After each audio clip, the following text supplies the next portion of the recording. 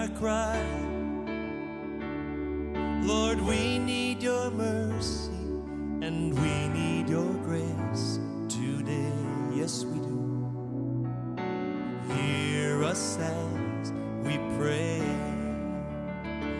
Our Father, who art in heaven, hallowed be thy name. Our Father, hear us from heaven, forgive our sins, we pray. Hear our song as it rises to heaven. May your glory fill the earth as the waters cover the sea. See our hearts and remove anything that is standing in the way of coming to you today. Our Father, who art in heaven, hallowed be thy name. Our Father, hear us from heaven, forgive our sins, we pray. Listen, and though we are few, we're surrounded by many who have crossed that river before, and this is the song we'll be singing. Ou bien chez ceux qui sont assis sur les gardes avec leurs cyangwa se ku bandi mains bicaye ku mameza yabo bashize amaboko yabo gutya pour demander la protection kugira ngo basabe ngo kurindwa contre la sorcellerie. mbese ku bijyanye n'uburozi. Je ne dis pas ceux qui vont pour envoûter les autres, mais qui demandent la protection. ntabwo mvuga abagiye kugira ngo batere abandi, ahubwo ndavuga abagiye bari gusaba kurindwa. Je parle d'abord de ceux qui vont consulter pour la protection. ndavuga mbere abagenda gushaka kurindwa. Vous volez à Dieu sa gloire. mwiba Imana icyubahiro Vous cyayo. faites une abomination. murakora ibyaha You have bibi. to give it to God. mugomba kubiha Imana. Lorsque quelqu'un va consulter les esprits igihe umuntu agiye gushaka imyuka pour chercher la faveur des esprits, kugira ngo abone kugirirwa neza bw'iyo myuka, donnez-moi la chance. ngo mumpe Donnez-moi la chance. ngo mumpe amahirwe. C'est Dieu qui bénit la vie. Imana niyo itanga. L'élévation ne vient pas de l'Occident ni de l'Orient, kuzamurwa ntibiva iburasirazuba cyangwa mais c'est Dieu qui élève l'homme. ariko ni Imana izamura umuntu cyangwa C'est ce que dit la Bible. nibyo Bibiliya ivuga. Quand quelqu'un va chercher iyo l'élévation umuntu agiye gushaka icyubahiro none auprès des esprits hafi y'iyo qui ne myuka sont pas Dieu, itari Imana, ils volent à Dieu sa gloire. baba bibye Imana icyubahiro. Lorsque quelqu'un igihe umuntu il consulte les esprits ashaka iyo myuka ajya pour kuganira prédire l'avenir, kugira ngo abaze igihe ejo car il y hazaza, a des gens qui vont trouver les médiums, kuko hari abantu baba bagiye gushaka les médiums, abarozi, abarozi, alléluia, abapfu, abapfumu. hein? Bon, c'est l'amour. Les médiums, abapfumu ou bien ils les consultent par l'horoscope. cyangwa se bakabareba muri bya bindi mu Parce que bitabo l'horoscope, c'est les livres des médiums. kuko horoscope nayo ni ibitabo by'abapfumu, Ils consultent. barabireba. La Bible nous dit, Bibiliya iravuga ngo je suis le seul Dieu ni jyewe Imana qui annonce yonyine les choses qui vont venir, ivuga ibizaba, qui dit à l'avance ce qui va venir. ivuga mbere y'igihe bizaba. Si je veux consulter un homme niba ngiye kureba pour umuntu me dire l'avenir, kugira ngo azambwire ibizabaho, un médium, umupfumu je vole à Dieu sa gloire. mba nibye Imana Et j'ai la icyubahiro. condamnation sur moi. noneho mba mpamagaye umuvumo kuri jyewe. Il y a des gens à l'église noneho hari abantu mu itorero qui ne se sont pas purifiés. batigeze biyeza, Ils sont venus, ils sont sauvés. baraje ati Mais ils twarakijijwe, ont été chez les médiums. ariko babaye mu bapfumu, Ils ont été chez tous ces sorciers. babaye muri abo Mais barozi ils n'ont bose, pas jamais été délivrés. ntibigeze Je babohoka. vais vous dire leur comportement. bababwira imico yabo uko imeze. Ce sont les gens qui ne sont pas rassasiés par ni l'écriture. abantu batajya bahazwa n'ijambo ry'Imana. Le même esprit continue à les iyo poursuivre. myuka iracyakomeza kubabaho, Ils cherchent des prophéties. barashaka ubuhanuzi. Quand on parle de l'enseignement, iyo bavuze iby'inyigisho z'Imana, quand on enseignent Dieu, iyo bigisha Imana les principes de Dieu, amategeko et ils y'Imana n'écoutent pas. ntibumva. Mais quand il attend la prophétie, quand il lit la prophétie, bivuga ngo annonce ubuhanuzi l'avenir. buvuga ibizabaho. C'est le signe de la divination ni umwuka wo qui continue à agir. ni umwuka wo kuraguza ukomeza gukura. Je connais à Bruxelles, nzi i Buruseli il y a des gens qui ne peuvent pas passer 2 semaines sans téléphoner. hari abantu bashobora kumara ibyumweru bibiri badashobora nako Pour cyangwa demander au prophète, bakabaza ngo abahanuzi comment sera mon avenir? ese ejo hanjye hazaza Les hameze jours qui gute? vont venir comment? iminsi izaza bimeze gute? La prophétie est la meilleure ici. ariko ubuhanuzi bwuzuye ni ubwo mu Et quand gitabo. tu pries Dieu, none iyo usenga Imana Dieu te parle. Imana D'une irakuvugisha manière ou d'une autre. mu buryo cyangwa se En vision, en rêve, en songe. mu mayerekwa ndetse no mu nzozi no mu bindi. Oui, Dieu peut parler aussi par la bouche des prophètes, c'est pas mauvais. Imana ishobora kuvuga mu kanwa k'umuhanuzi si bibi, Mais courir pour consulter l'avenir, ariko kwiruka ushaka même ibizabaho quand vous êtes sauvés, nawe mwaba mukijijwe ce n'est pas par le Saint-Esprit, ntabwo ari kubw'umwuka we, ce n'est pas l'Esprit de Dieu, ntabwo ari umwuka ce we, n'est pas l'Esprit de la ntabwo ari connaissance. umwuka wo kumenya. Non, non, non, non, non. oya Tu as besoin de la purification. ukeneye kwezwa, Tu as besoin de la purification. ukeneye kwezwa. Alors, ces gens ont besoin de la purification. noneho abo bantu bavuze ngo turasoma reka Tout dusome ce que je vous dis ibyo mbabwiye est byose écrit dans la Bible. byanditse muri Si nous bibiliya. devons commencer à lire, niba dutangiye kuri on va prendre gusoma plus de temps, on va lire quelques passages. turasoma inzandiko zimwe Quelques passages seulement inzandiko zimwe gusa pour faire asseoir ce que je viens de dire. kugira ngo nsasire ibyo ndangije kuvuga. Nombre 5, kubara gatanu de 6 à 10. Parlez aux enfants d'Israël. Lorsqu'un homme ou une femme péchera contre son prochain en commettant une infidélité à l'égard de l'Éternel, et qui se rendra ainsi coupable, il confessera son péché, et il restituera dans son entier l'objet un cinquième. Il le remettra à celui envers qui il s'est rendu coupable. S'il n'y a personne qui ait droit à la restitution de l'objet mal acquis, cet objet revient à l'Éternel, au sacrificateur, outre le délai d'expiation, avec le cas d'expiation par les coupables. Amen. Là, on peut s'arrêter jusqu'à 8 heures. Ça va, c'est bon. Ne dis pas. C'est bon. Ok. Là, on nous parle de la loi de la restitution. ahangaha baratubwira itegeko ryo kwisubiza. Allons dans le Nouveau Testament. tujye mu isezerano rishya. 1 Jean chapitre 1. yohani wa mbere igice cya mbere Le verset 8 à 9. umurongo wa 8 n'uwa 9. Merci Seigneur. urakoze mwana. J'étais venu pour sans beaucoup ici. naje hano nkorora cyane Parce que maintenant Dieu me libère. ariko imana iriho irangiza umwuka hano hano hari ubuntu bw'imana. Ah, amen. 1 Jean 1. yohani wa mbere igice cya mbere Nous lisons seulement le verset 9, je crois. umurongo wa 9 urahagije gusa. Si nous confessons nos péchés, il est fidèle et juste pour nous le pardonner et pour nous purifier de toute iniquité. Amen. ariko nitwatura ibyaha byacu niyo yo kwizerwa kandi ikiranukira kutubabarira ibyaha byacu no kutwezaho gukiranirwa kose. Jacques 5, yakobo 16. 5:16 Jacques 5, 16. yakobo Confessez 5:16 donc vos péchés les uns aux autres et priez les uns pour les autres afin que vous soyez guéris. La prière fervente du juste a une grande efficacité. Alléluia. Amen. Gloire au Seigneur. Amen. Gloire au Seigneur.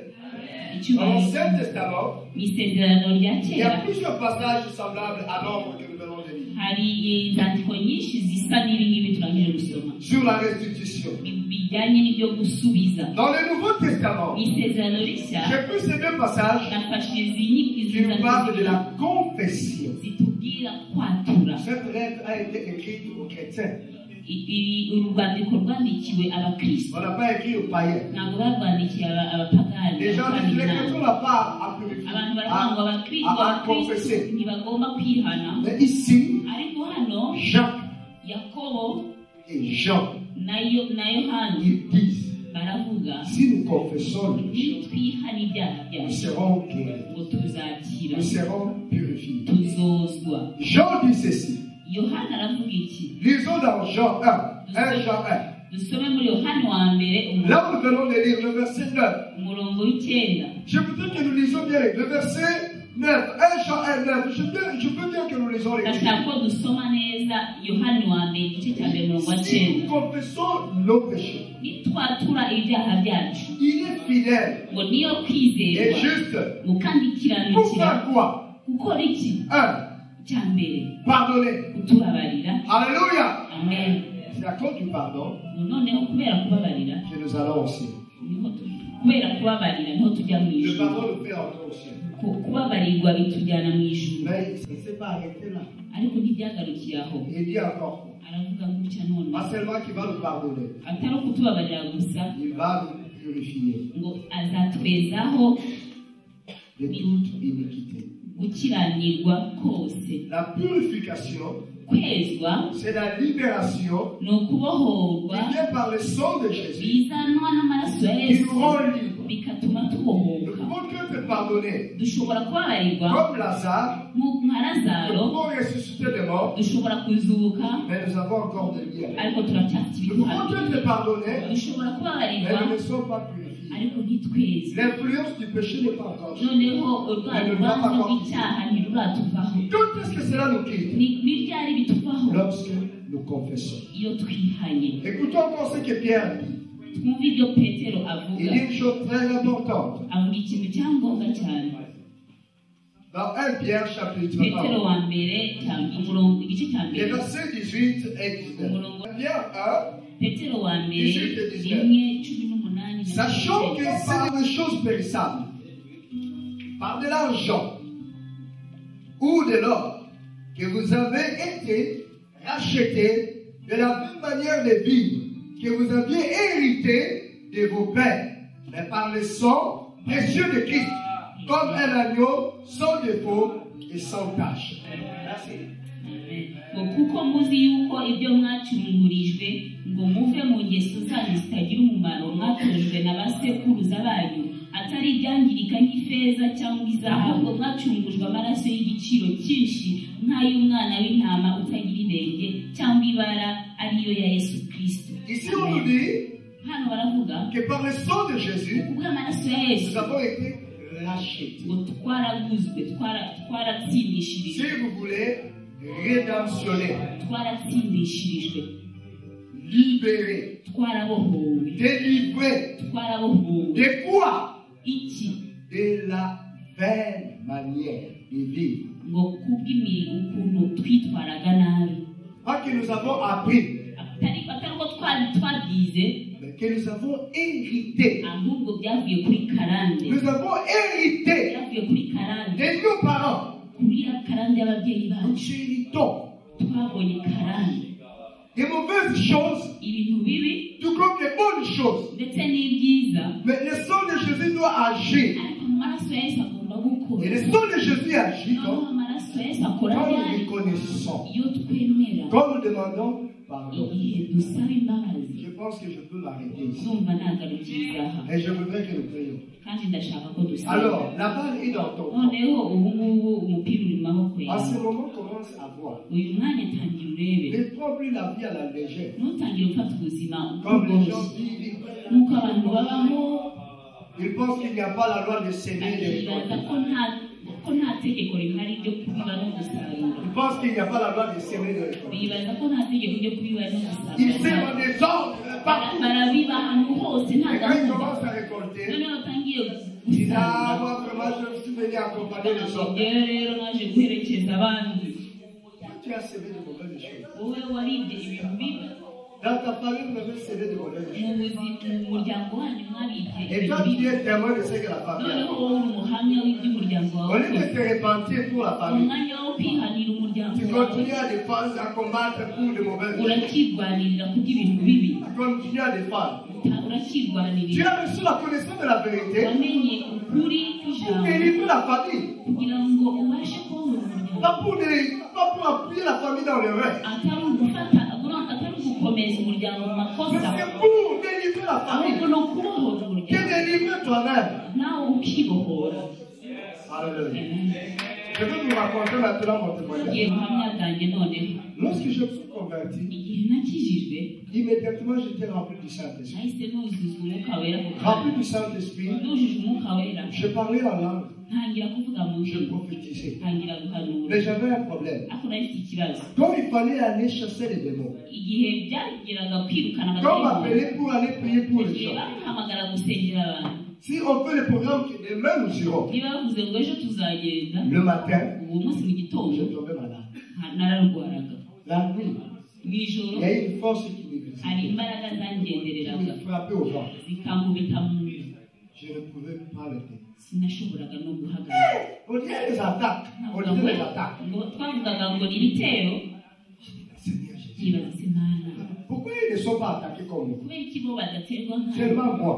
kubera iki yewe Et quand la mission finissait, noneho igihe umurimo warangiraga j'ai retrouvé la santé. nkasubiza nkabwira nkabona imbaraga Cela s'est répété plusieurs fois. ibyo byabaye inshuro nyinshi Quand j'ai planifié une œuvre de igihe Dieu, nateguraga umurimo w'imana j'étais devenu malade. nararwaraga Malawi, Nipiki. nkibaza ngo mon dieu qu'est-ce qu'il y a Je vais vivre comme ça dans ces salles. ese nzanaho muri aka gakiza gutya Un jour, umunsi umwe Satan s'est rendu compte satani aza kumenya que j'étais décidé de servir Jésus. ko nari namaze kwiyemeza gukorera Il imana a dit on va voir. aravuga ngo tuzareba wowe Qui va servir? wowe ukorera imana On va voir. tuzareba Satan est venu satani araza arankubita il m'a dit, n'indwara très fort. ikomeye cyane Et Dieu m'a dit, noneho imana la irambwira lumière venue. iravuga ngo La maladie que tu as, indwara ufite ce n'est pas la chirurgie qui va te guérir. ntabwo ari imiti izakuvura C'est moi. ni igihe uzakuvura Et je me suis fortifié. noneho isubizwamo imbaraga ndavuga ngo mana urakoze mana Merci urakoze Seigneur. urakoze mana Alors j'attendais maintenant la guérison. noneho nari ntegereje gukira J'attendais la guérison. nari ntegereje gukira Deuxième jour, pas de guérison. umunsi wa kabiri nta gukira Je ne parvenais plus à manger. sinashoboraga no kurya L'appétit était parti. apeti yari yaragiye En plein soleil de Kisangani, izuba ryinshi rya kisanga je mettais un grand pullover. nambaraga igipira cy'imbeho Parce que j'avais froid. kubera ko numvaga imbeho nyinshi Je ne parvenais plus à me laver. sinashoboraga no koga Et ma peau était devenue luisante, il y avait des umubiri rues. wanjye wari waruzuye umwanda ndetse n'amavuta y'umwanda Pas une bonne huile, hein. atari amavuta meza Pas l'huile que j'ai maintenant. atari amavuta mufite n'ubundi ko ndabira ibyo bwa yesu yaranze amavuta Et je mourais. narapfaga Je mourais. nariraga Mes parents étaient loin. ababyeyi banjye bari Et le Saint-Esprit m'a dit, noneho umwuka wera yarambwiye c'est lui. niwe azankiza Vers le troisième jour, umunsi wa gatatu j'ai dit, enough is enough. mbwira imana ngo birarangiye Tu as dit que tu birahagije vas me guérir. wavuze ngo uzankiza Pourquoi tu ne me guéris kuki pas? utankiza Et pendant que je parlais de la sorte, noneho mu gihe nari kuvuga je gutyo suis certain ndizera que j'ai neza une visitation. nahise naragenderewe À côté de moi, iruhande il y a rwanjye eu un œuvre qui m'a pris haje ikintu kiramfata gutya comme ça, qui m'a servi kiramfata gutya Accroché kiramureba à moi anyiyegereje et qui me parlait là. kandi yambwiraga mu Il a gutwi dit, bienvenue, aravuga ngo bienvenue tu vas servir Dieu. uzakorera imana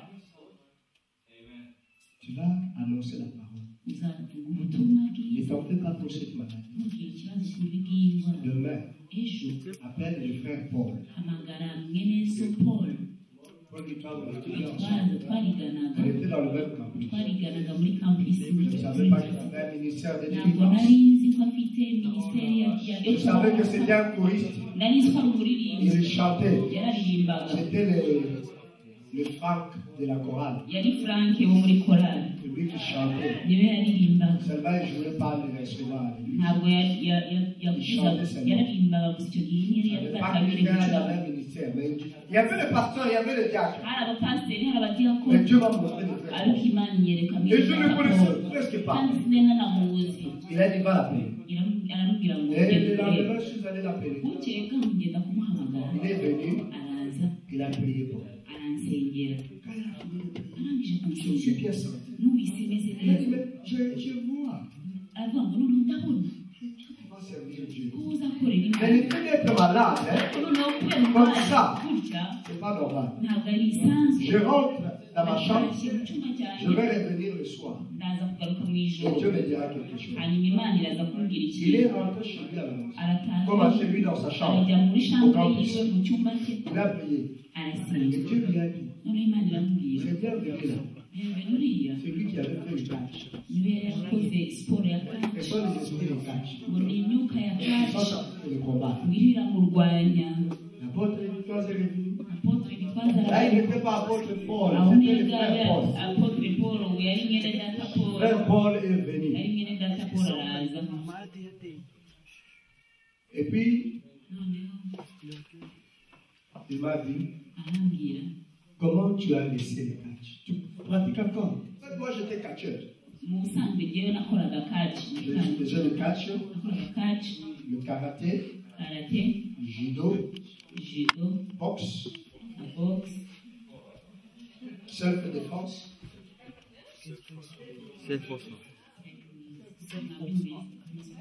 Pourquoi?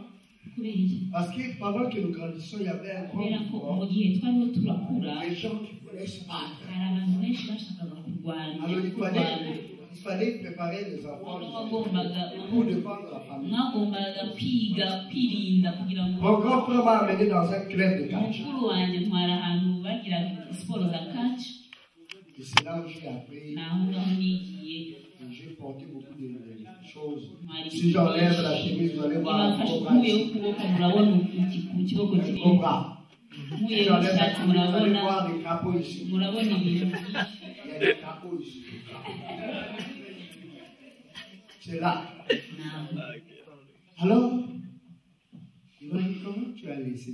arambaza ngo wariyetse gute ibyo bintu J'ai dit, non, quand je me suis converti, ndamubwira ngo oya ni igihe le nakize Saint-Esprit m'a dit d'abandonner. umwuka we yarambwiye ngo mbireke Et j'ai abandonné. hanyuma ndabireka Il a dit, est-ce que tu as fait les renoncements? ese wakoze Est-ce que isezerano non, tu as confessé? waratuye Tu as renoncé? waratuye urabireka J'ai dit, non, j'ai cessé Seigneur. ndavuga ngo oya narabiretse Il gusa a dit, alors tu vas faire les ndavuga ngo renoncements. noneho ugomba Tu kubyatura vas demander pardon pour ugomba cela. gusaba imbabazi ku bw'ibyo Et renoncer hanyuma ukabireka à ta parole. kubw'ijambo J'ai ryawe dit, mais je ne pratique plus depuis une année. ndamubwira se hashize umwaka ntakibikora Il a dit, mais tu n'as pas fait les renoncements. aravuga ngo yego ariko ntiwigeze ubyatura Il m'a conduit dans le renoncement du catch. Il m'a conduit au renoncement du catch. aranyobora mu kureka ibyo kaci Quand j'ai renoncé, igihe nabiretse noneho j'ai senti que ma guérison était devenue beaucoup maze plus kwatura faible. numva noneho indwara yanjye itangiye gukira Est-ce que tu sais que tu es lourd? ese uzi ko ukomeye uremereye Lourd, tu es lourd. uremereye Il y a des gens qui sont lourds, ils pensent que c'est comme ça qu'ils hari sont. abantu baremereye bakibaza ko ariko bameze Tu es lourd. uraremereye Tu ne le sais pas. ntabwo Mais ubizi c'était ce jour-là ariko uwo que munsi j'ai senti niho que namenye j'étais devenu léger. niho numvise ko ntangiye koroha Oh, tu as entraîné des choses avec moi. nakururaga ibintu Parce qu'il y a des copains, none ubu ndumva rworoshye Alors, noneho inyuma volez ça, c'est vraiment une chanson que nous umwanya ni muri icyo gihe twari turishyura On a commencé à prier ensemble. dutangira gusenga hamwe Après quelques temps, il a voyagé. nyuma y'igihe gitoya aza kugira urugendo Souvent, l'ennemi attend l'absence des serviteurs de Dieu pour venir frapper les gens. igihe kinini umwanzi acunga umukozi w'imana adahari akaza Et gutera il est parti. hanyuma igihe agiye Alors, l'ennemi est venu. umwanzi araza none Avec un grand bâton. noneho hazana inkoni nini cyane Plus grand que le premier. irenze iya mbere Frappé. arambuka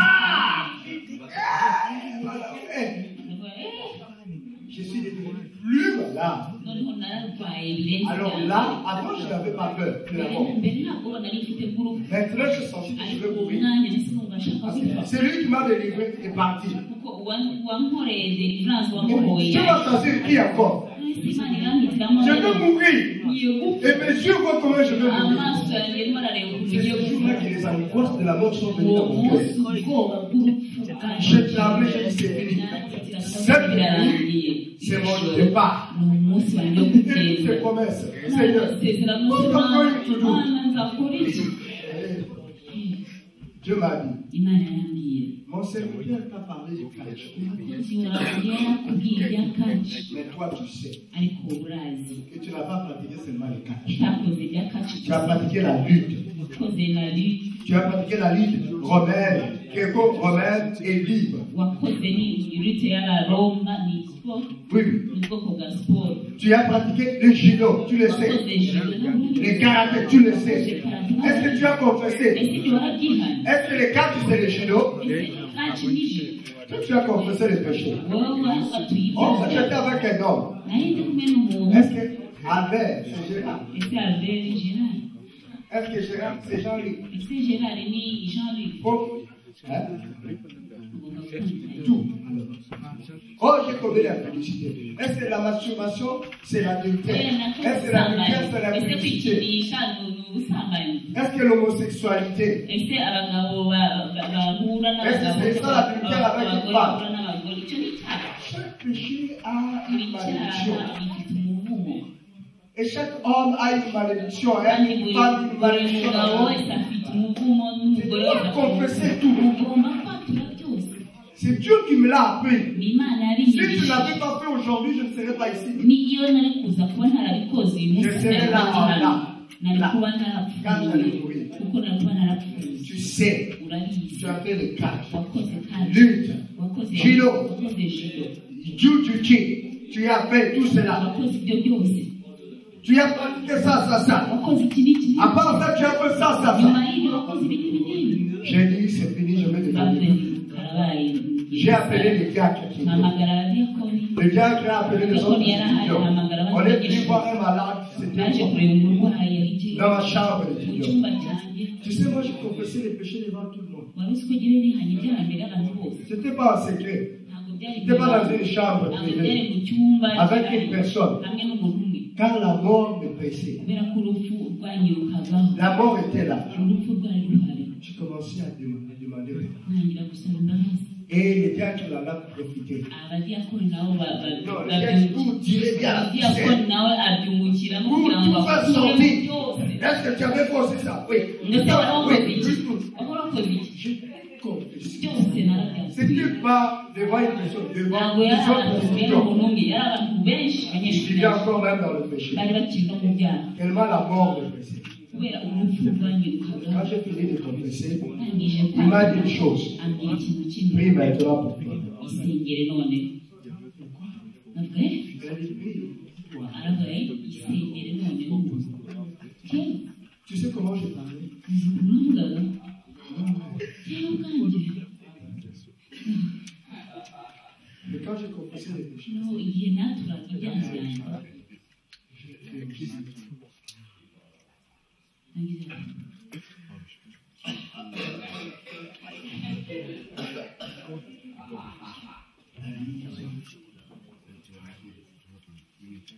je comprenais.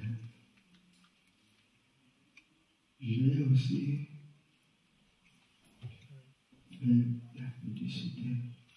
nakoze n'ubusambanyi hamwe n'andi Avec Adolphine.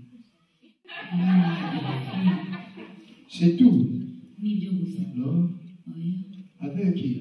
hamwe n'andi Je dis l'autre nom. mvuga irindi zina. Quoi encore? ikindi ni ikihe? Je fais encore ça. jefe nawe ngenda arikora. Ça aussi? n'iki? Oui. Yego. Et quand j'ai fini de tout confesser, tu n'as plus rien à dire. nta kindi ukivuga narangije. Prie maintenant pour toi. none isengere. jyewe ubwanjye Tu vas bien? urabibona neza, Je n'ai pas la force. nta ngufu ufite. Le matin, je fais comment? bukeye mu Le gitondo matin, je marchais. mu gitondo nagendaga Et neza. le soir, non, attendez. Non, c'est plus le matin. hari mu gitondo Le matin, je marchais bien. mu gitondo nagendaga Et le soir, c'est comme ça que je fais les ariko choses. nijoro nari meze gutya.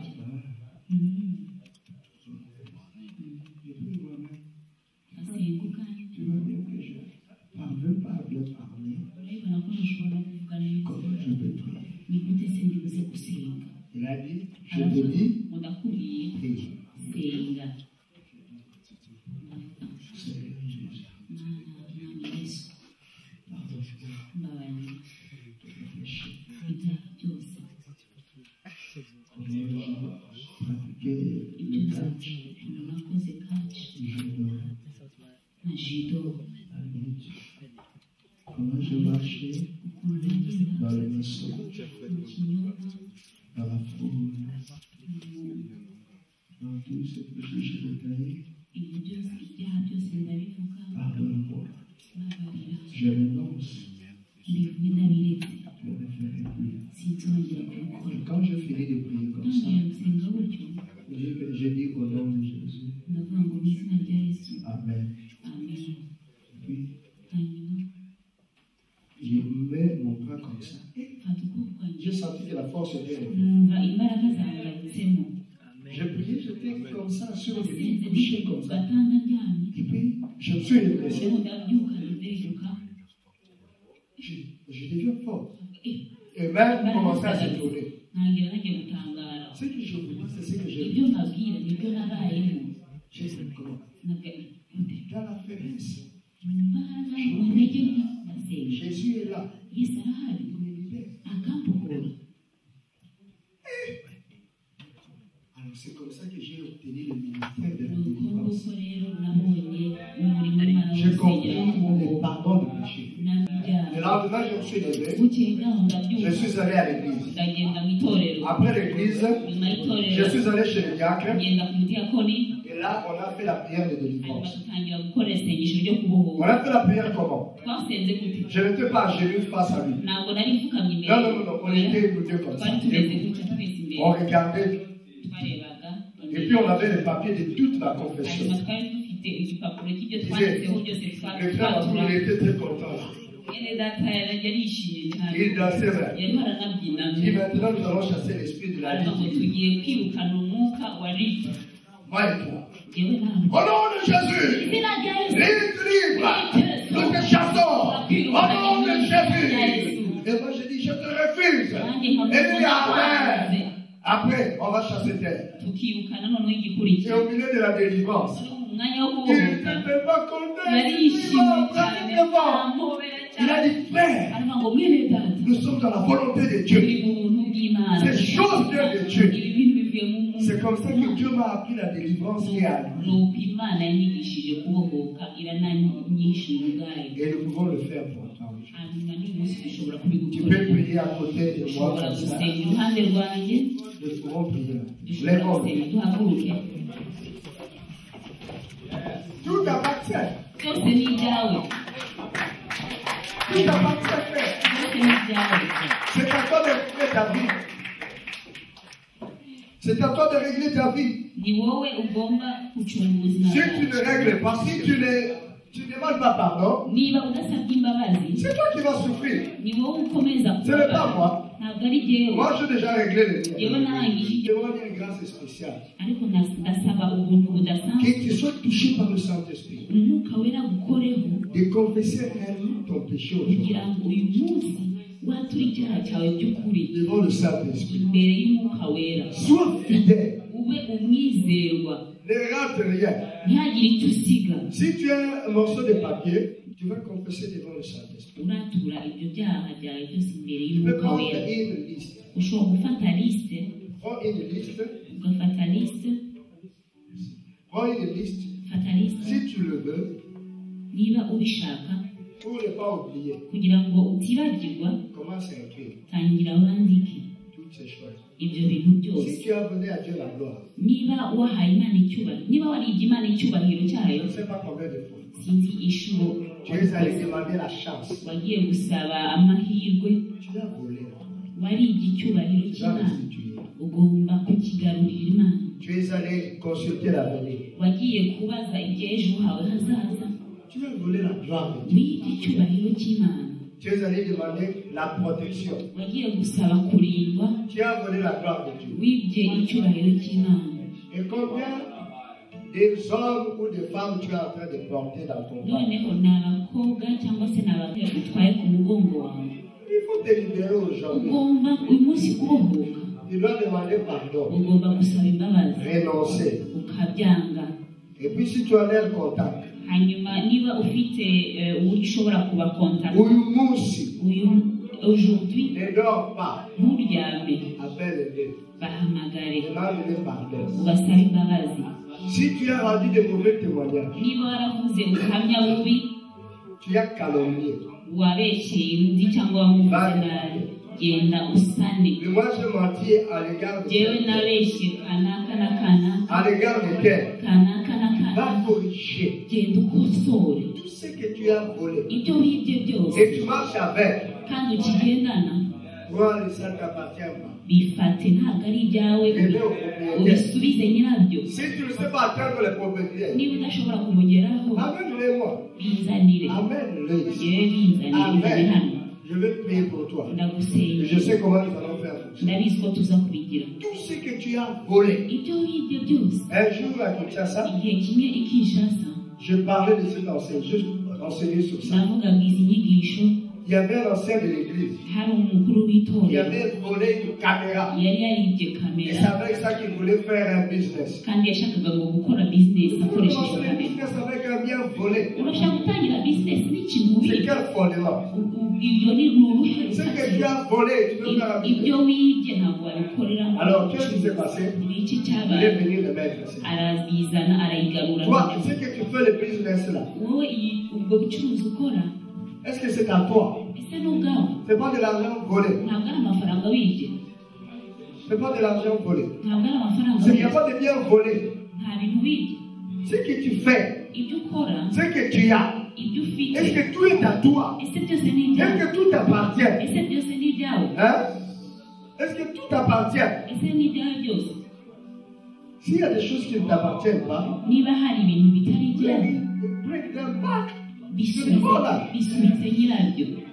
Si tu n'as plus le concerné, Niba utagifite abantu ugomba kubiha, bring it back here in the church of bizane God. mu itorero ry'Imana. Bring them back Bizane and mu be itorero free. ry'Imana. Hanyuma Ne ubohoke. t'attache pas à ces choses car ça ne te fait pas avancer, ça t'enforce. Ntukomeze kuguma kuri ibyo bintu kuko ntabwo biguha imbaraga zo gukomeza. Il y a tes propres biens. Hari ubutunzi bwawe. C'est ça la délivrance. Ni ukuri ko kubohoka. Ni ukubohoka. C'est ça la délivrance. Ah, je veux maintenant que nous prions. Ndashaka ko dusenga. Oh Lord.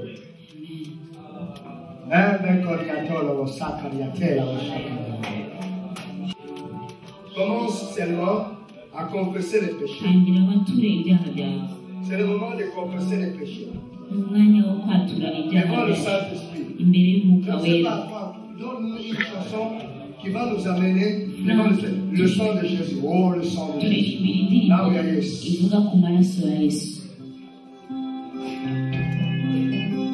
Nawe ya Yesu.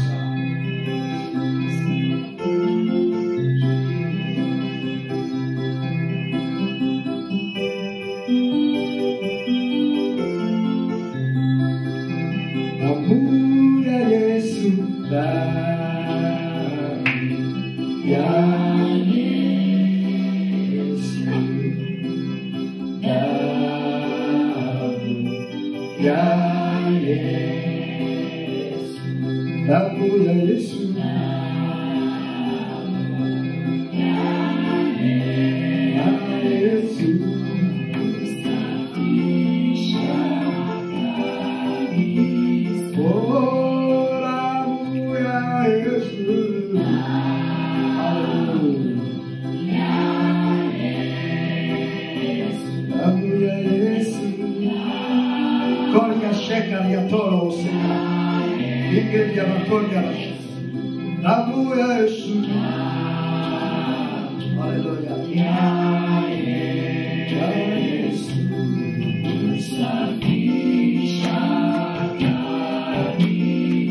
Quand nous sommes en train de chanter, je vois les chaînes en train de tomber. Je suis en train de voir les chaînes qui tombent. Ndabona imiringa icika. Je vois les chaînes de certaines personnes. Imiringa icika y'abantu Quand bamwe. nous chantons le sang de Jésus. Turirimba amaraso ya Yesu.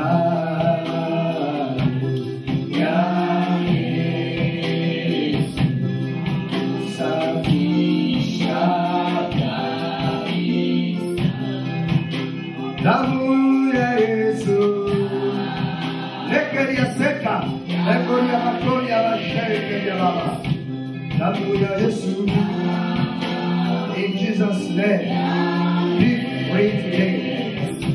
Yesu. Holy Sheka, Holy Shekula, Holy Sheka, Holy Shekula Baba.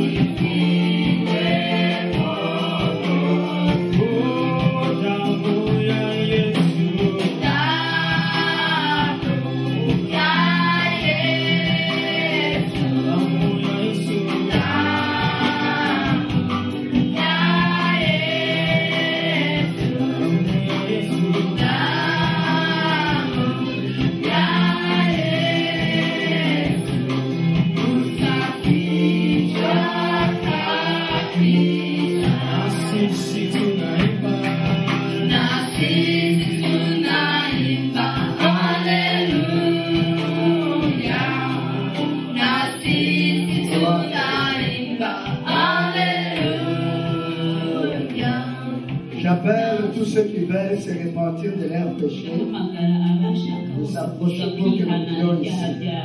Ceux qui sentent qu'il y a un mouvement de la repentance dans leur cœur. Ceux qui sentent que dans leur cœur il y a un mouvement de la repentance que le Saint-Esprit a commencé. Un mouvement de la repentance. Ils sentent que le Saint-Esprit est conduit à la repentance, à la confession de péché. Le Saint-Esprit, c'est lui qui agit. Si le Saint-Esprit commence un travail, il va l'amener à l'achèvement. Ceux qui sentent un mouvement de la repentance, le Saint-Esprit les conduit à la repentance. Le Saint-Esprit les amène à confesser leurs péchés. umwuka wera abashoboza kwatura Ceux qui sortent cela dans leur cœur. arabyumva mu mitima yabo Et ceux qui se répandent, bashaka kwiyumva bashaka kwihana qui se répandent, qui s'approchent. nibegere hano Veille ou calme. nimuze Approchez ici. nimwegere turashaka kandi turabona ubuhamya Nous allons avoir des témoignages. tubona ubuhamya Comment tu vas témoigner? wowe ubwawe Comment tu vas uratangira demander pardon? ukuntu wasaba imbabazi Les saluts se trouvent dans ta bouche. agakiza kari mu kanwa kawe La délivrance est dans ta bouche. kubohoka biri mu kanwa kawe Dans ta bouche, mu kanwa il y a le salut, harimo agakiza il y a la délivrance, harimo il y kubohoka a la guérison. harimo gukira Demande pardon seulement. imbabazi Confesse seulement. atura gusa Tu es devant Dieu. imbere y'imana Tu es devant sa grâce. imbere y'ubuntu Tu es devant sa présence. imbere y'ububyutse Tu es devant sa puissance. imbere y'imbaraga Tu es devant Dieu. uri imbere y'imana Tu n'es pas devant un homme. ntabwo uri imbere Tu y'umuntu n'es pas devant les bichons uri bienvenus. imbere ya Tu mugenzi es devant Dieu. uri imbere Tu y'imana es devant Dieu. uri imbere y'imana C'est que tu vas mettre un nouveau dans ta vie. uyu munsi uri umunsi mushya Il y a un nouveau démarrage. uyu munsi Il y a un nouveau commencement. hari itangiriro Confesse devant Dieu. atura imbere y'imana Ne t'occupe pas des autres. ntibite ku bandi Occupe-toi de ta vie. wowe yiteho ku buzima Car tu es un serviteur de Dieu. ko imana ishaka Tu kukureba es un serviteur de Dieu. umukozi w'imana Tu es une servante de Dieu. umukozi w'imana C'est aujourd'hui même uyu munsi que l'Éternel commence une nouvelle aventure avec toi. imana ishaka gutangirana nawe Dans une nouvelle force. ishaka imbaraga Today, round today, from now, guhera none the Holy Spirit umwuka wera is starting a new day in your life. atangira ikintu cyabuze A new adventure in your life. ubuzima bushya mu buzima bwawe There is a new life is coming in your life. hari imibereho mishya y'ingazi There is a new power, hari imbaraga nshya a new power imbaraga nshya which is coming right now ziriho ziraza none in your life. Confess, confess, renounce, renounce, renounce before the Lord, imbere y'imana and the healing is coming. ndetse imbere Deliverance is coming. y'imana Deliverance is coming. kubohoka kuba kuraza Thank you, Lord. urakoze mama Dale cariatoro sotto ya tela. Ya cariatoro sotto ya baba. Vengo ya baba. Vengo ya baba. Lord forgive. Lord wash us. Wash us from our sins. Wash us from our sins. Purify your Lord. Set your people free. Be canacela. Je vois certaines entrailles en train de s'ouvrir. Ça s'ouvre, ça s'ouvre, ça s'ouvre. Lequel y a capo? Elo y a la coria la chela. La coria la chebo. Oui. Continue à confesser.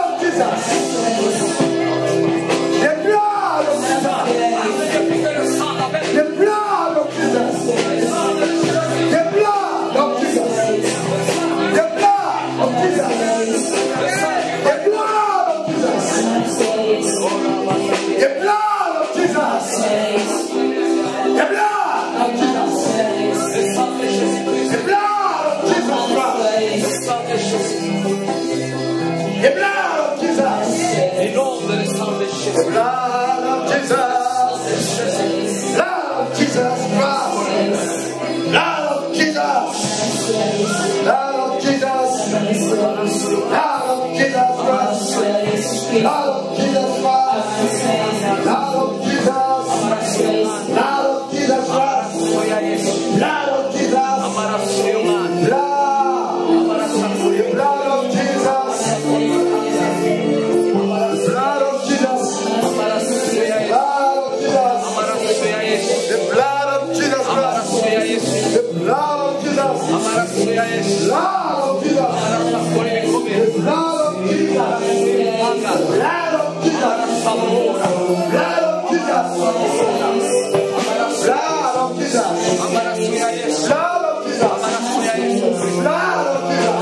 of Jesus. Blood of Jesus. Blood of Jesus. The blood.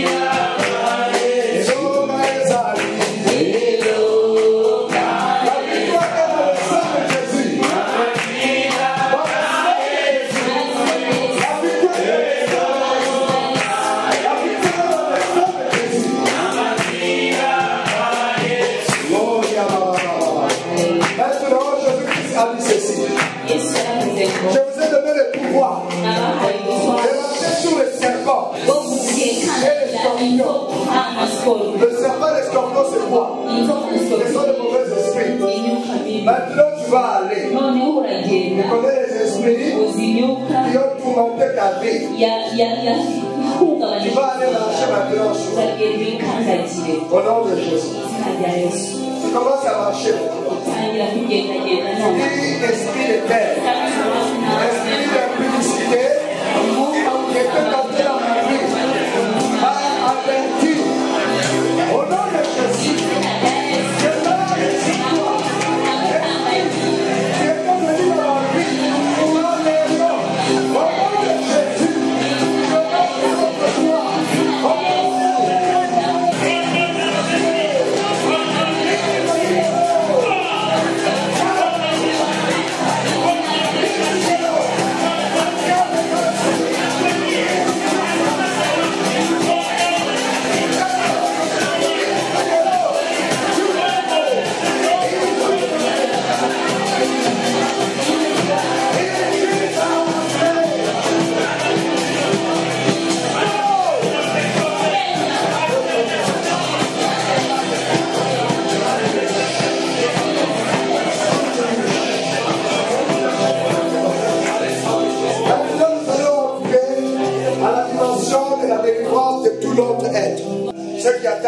pensées, ibitera ibitekerezo byacu, notre cœur, imitima yacu, notre esprit umwuka wacu et nos bras.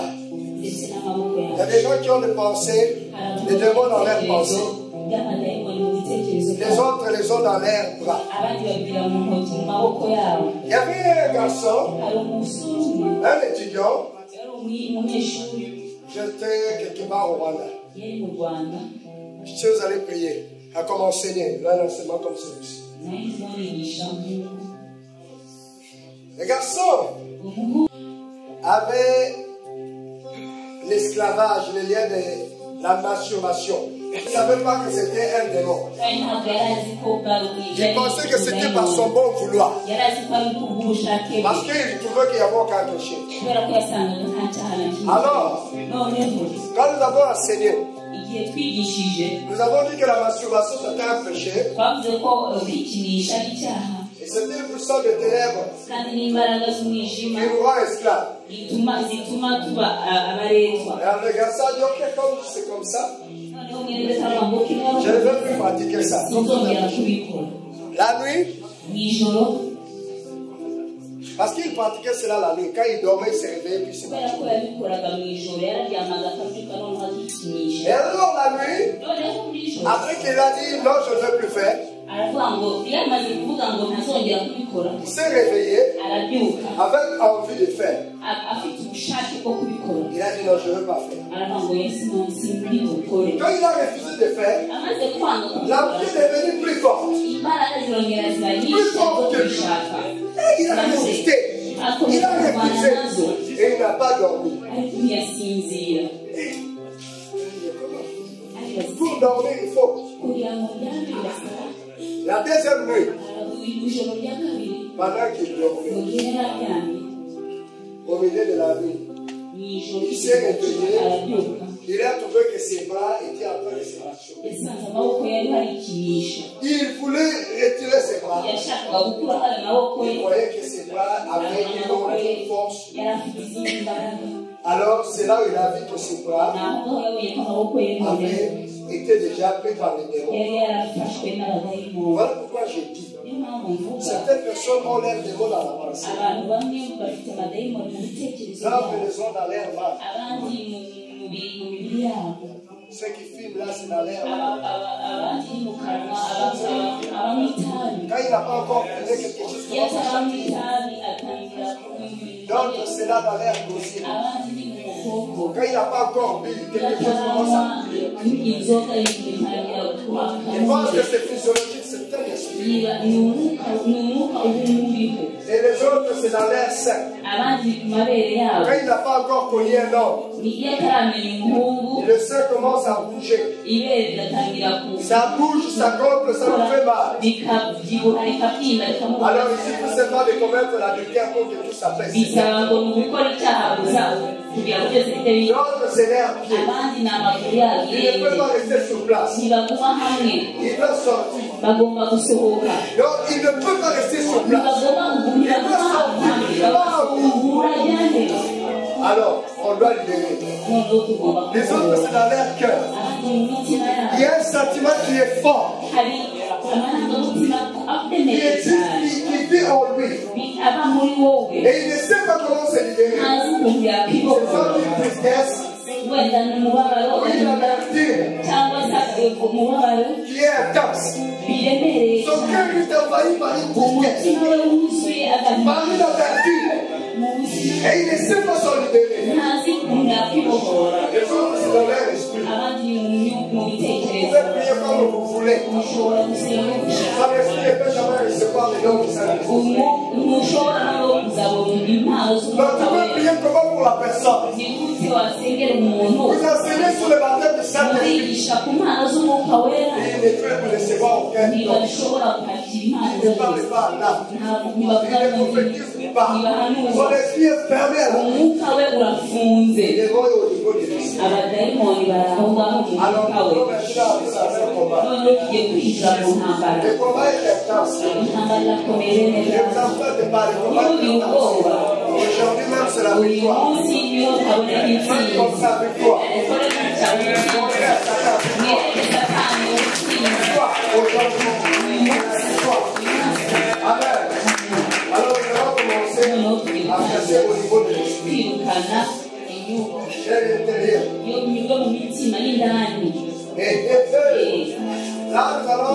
Nous allons le chasser selon l'air, le chemin, l'air en toi. On peut chasser les démons selon l'air travail. Selon l'air travail, on dit démon d'adultère. Ça, c'est le travail du fait. On peut le chasser selon l'air application. Les démons qui les chassent, ils sont dans mon esprit. Là, je les chasse selon l'air application. Vous avez confessé les péchés. Vous avez confessé leur travail. Maintenant, nous allons faire une purification selon l'air application. Vous êtes prêts? Positionnez-vous bien. Soyez bien posés sur terre. Accrochez les pieds sur votre pied. Accrochez-vous. Car vous allez combattre contre les ennemis. Que le cœur n'a pas de Jésus est à la vie. Alors, vous allez répondre après moi. La victoire a été déjà acquise à la foi. Nous allons se mettre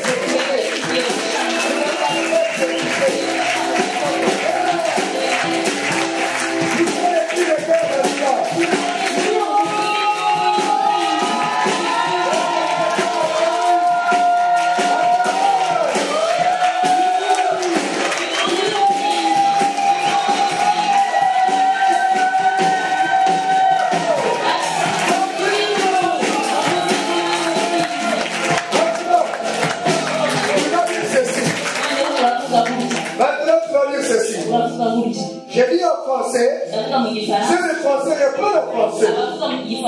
Et après c'est le kiroun, reprends le kiroun. Donc quand c'est le français, on finit de parler. C'est le kiroun qui aussi vont parler après. Et c'est l'anglais parle au même moment que c'est le kiroun. Donc parce que quand je parle en français, on est en train de pousser de l'anglais. Et puis il part. Ok?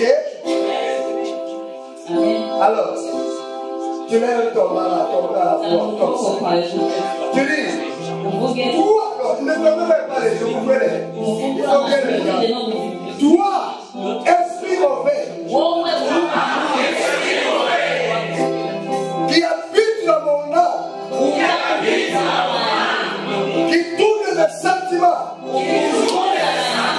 nom de Jésus, je t'ordonne de sortir.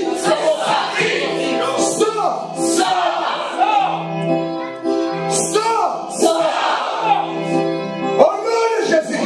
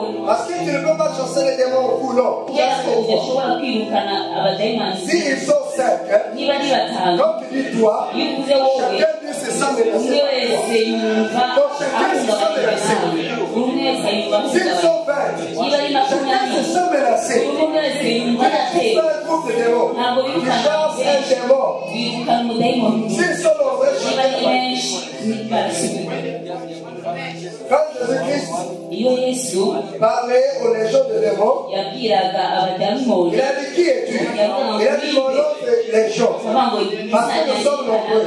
kubera ko turi Il parlait benshi à un qui représentait tous. abwira umwe yaserukiraga Donc il benshi parlait à un et puis yabwiraga chacun umwe a une bonne abandi message. bose bahitaga bumva iyo nkuru Et nous ne pouvons pas leur glorifier dire vous, non, pour toi. ntabwo bashobora kuramya byose avuga ngo wowe Toi, wowe wowe esprit méchant, umwuka w'ubugome esprit malin, umwuka w'uburiganya qui attaque mes pensées. wica ibitekerezo byanjye Je n'ai plus de contrat avec toi. nta masezerano ngifitanye nawe Maintenant, au nom de Jésus, izina rya je yesu te chasse. ndakwiruka Sors, sohoka sors, sohoka va dans les deux amis. cyangwa kiraturwa Et ne reviens plus. ntuzongere kugaruka Toi, esprit méchant, umwuka w'ubugome qui est dans mes bras et amaboko dans mes yanjye mains, no mu ntoki zanjye au nom de Jésus, izina rya yesu je prends autorité sur toi. kuri wowe Va-t'en, sohoka sors de mes membres, sors de mes yeux, sohoka mu maso yanjye sors de ma langue, sohoka mu sors kanwa de ma kanjye bouche, sohoka mu munwa wanjye sors de mon estomac, sohoka mu gifu cyanjye de tous mes entrailles, mu yanjye hose sors de mes jambes, sohoka mu maguru au yanjye nom de Jésus. izina rya yesu Alléluia, Zahir. cyangwa kiraturwa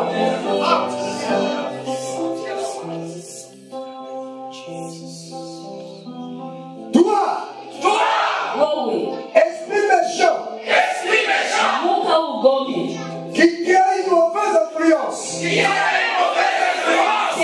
ibitekerezo bibi mu muryango wanjye dans la maison, mu nzu yanjye dans mon couple, mu rugo rwanjye au nom de Jésus, je te chasse. ndakwirukanye Sors, sors, sohoka va dans le lieu, Zahir, kiraturwa et ne reviens plus. ntuzongere kugaruka Je suis une maison fermée. inzu ifunze Jésus-Christ habite en moi. kristo aba muri jyewe Je suis rempli de foi. inzu y'ukwizera À mon Seigneur Jésus. kubwa yesu kristo umwami wanjye Tu vas maintenant appeler des bénédictions. noneho ugiye guhamagara imigisha Tu vas dire guérison. uravuga ngo gukira Guérison. gukira Voici ta place. umwami wawe ngwino hano Dans mon corps. mu mubiri wanjye Viens. ngwino Joie. umunezero ngwino Dans mon cœur. mu mutima wanjye Paix. mahoro Paix. mahoro Viens. ngwino Voici ta place. umwami wawe Dans mon cœur. Voici ta place. Dans ma tête. Intelligence. Viens. Voici la place. Dans ma tête. Viens. Habite là. Priez.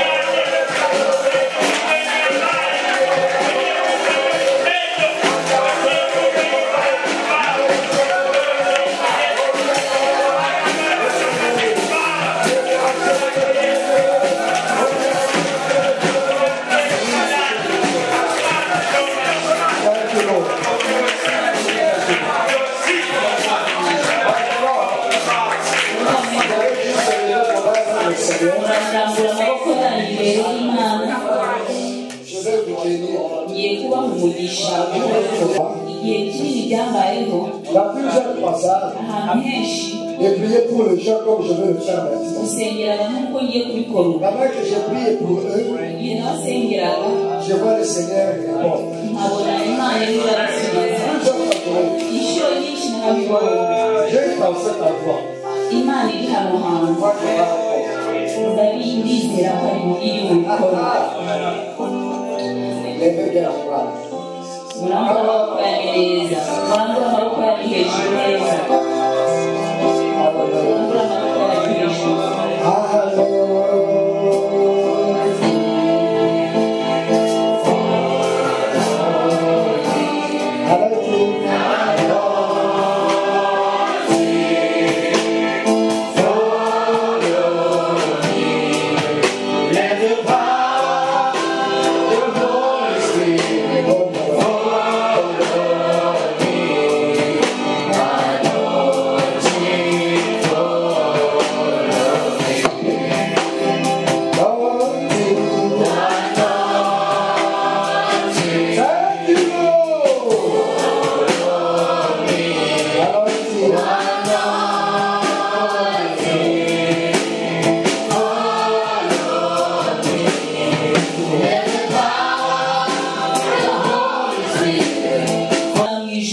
Toi qui es au-dessus de tout.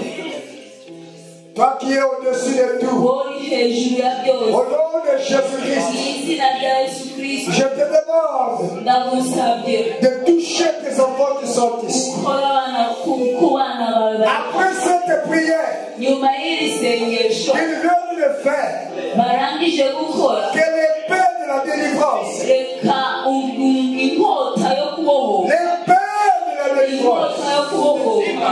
envoie l'ange, Ohereza marayika. ton ange Umumarayika de la délivrance, wo kubohora. de tordre l'épée Abo azane inkota de la délivrance yo kubohora sur tout un chacun kuri buri umwe wese. et guéris-les, Ubakize, libère-les, ubabohore, délivre-les, ubabohore, change, bahindure, transforme, hindura. écoute la prière, Umva amasengesho. délivre-les, Babohore, délivre-les, babohore, délivre-les, babohore. reçois le feu, Akira umuriro, le feu, umuriro, le feu, umuriro, le feu, umuriro, fire, umuriro, le fire, umuriro, fire, umuriro. be purified, sois purifié, Ozwa, sois purifié, tunganywa wose. sois purifié. Ozwa, Kela, Logoria, Zerele. Sois purifié, ozwa, sois libéré. bohoka. Lazela, Koria, Leroria Baba. Maintenant j'appelle Ndahamagara l'électricité du ciel, amashanyarazi yo mu ijuru. l'éclair du ciel, Inkota yo mu ijuru. l'éclair Umucyo du ciel, wo mu ijuru. de traverser ta Inkuba vie. yo mu ijuru imanuke hano. Passe, Uhite hano.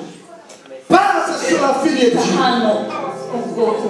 passe sur le fils de Dieu, Unyure hano ku bwoko. l'éclair du ciel, l'électricité de Dieu, Amashanyarazi y'Imana. passe, Umucyo w'Imana hitako. passe, Cyakubana. Cyakubana. fais fonctionner son cœur, Kubana. fais fonctionner les pensées positives, Tuna fais ibitekerezo fonctionner byawe. les sentiments, Hindura fais fonctionner son esprit. hindura ibitekerezo byawe mu bwenge n'umwuka. Que la lampe du ciel, la lampe de Dieu, Umucyo w'Imana. la lumière de Dieu, Umucyo w'Imana. brille, Umucyo w'Imana. brille sur toi,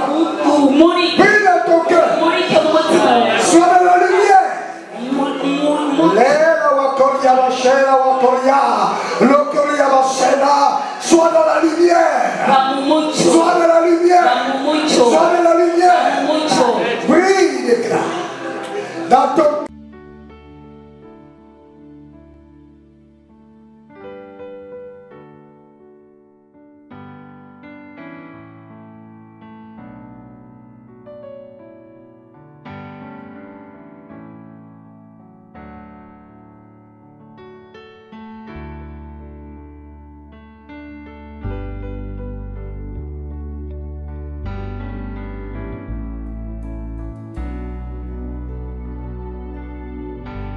Hear our prayer. We are your children, and we've gathered here today. Yes, we have. We've gathered here to pray. Hear our cry. Lord, we need your mercy, and we need your grace today. Yes, we do. Hear us as we pray.